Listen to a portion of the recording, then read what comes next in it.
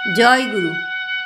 অখণ্ড মণ্ডলেশ্বর শ্রী শ্রী স্বামী স্বরূপানন্দ পরমহংসদেবের অমৃতময় বাণী। স্ত্রীর প্রতি এবং মাতা পিতার প্রতি কর্তব্য। জনৈক ভক্তের পত্রের উত্তরে শ্রী শ্রী বাবামণি লিখিলেন, কষ্ট তুমি কাহারও মনে দিও না। স্ত্রীকে সন্তুষ্ট করার জন্য মাতা পিতার মনে কষ্ট দেওয়া যেমন অন্যায়, মাতা পিতাকে সন্তুষ্ট করিবার জন্য স্ত্রীকে অসঙ্গতভাবে শাসন করাও তেমন অন্যায়। কর্তব্য করিবে, কিন্তু কাহারও প্রতি অন্যায় করিও না। সংসার এক বিচিত্র গোলক ধাঁধা। এখানে ঢুকিয়া নিজের কর্তব্য নির্ণয় সঠিকভাবে করিতে পারা সাধারণ ব্যক্তির পক্ষে অকল্পনীয়।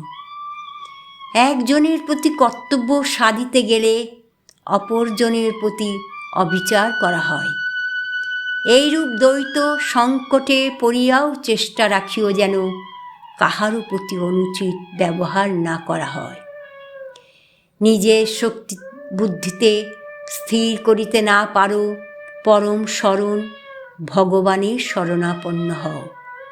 একান্তভাবে শরণাপন্ন হইলে তিনি সকল বিপত্তির জটিল গ্রন্থি ছেদন করিয়া দিবেন। সংসারে কাহার উপরে কোনো দাবি রাখিও না। কাহারও কাজ হইতে কিছু পাইবার তোমার অধিকার আছে, এইরূপ প্রত্যাশাও সম্পূর্ণ জলাঞ্জলি দাও। কিন্তু সাবধান, এই অপ্রার্থিস মনোভাবের কথা মুখের বচনে বা লেখনীর মুখে কখনো কাহারও নিকটে প্রকাশ করিও না।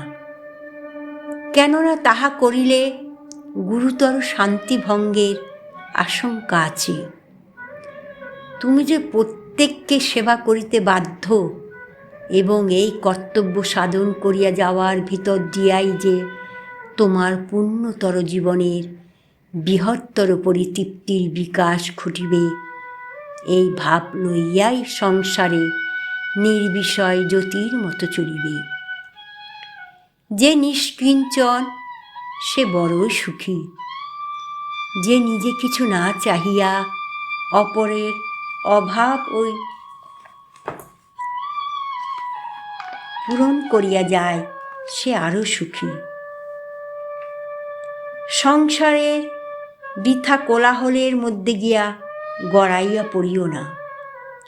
সংসারের মাতা পিতা ভ্রাতা পত্নী কন্যা এবং পুত্র প্রভৃতির প্রতি কর্তব্যের তারতম্য আছে এবং কর্তব্যের প্রকারভেদও আছে। বিচারের দ্বারা তাহা বুঝিয়া লইতে চেষ্টা পাইবে। নিজ বিচারে যেখানে সিদ্ধান্তে আসিবে না, সেইখানে ভগবানের কাছে সিদ্ধান্ত চাহিবে। জীবনকে এমনভাবে ভগবৎমুখী করো যেন তোমার প্রত্যেকটি বিচার, প্রত্যেকটি সিদ্ধান্ত একমাত্র তারই অভিপ্রায়ের অনুসরণ করিয়া চলে। তাহার চরণে চরম আত্মদানের ভিতর দিয়াই এই অসাধ্য সাধন হয়। ওম শান্তি।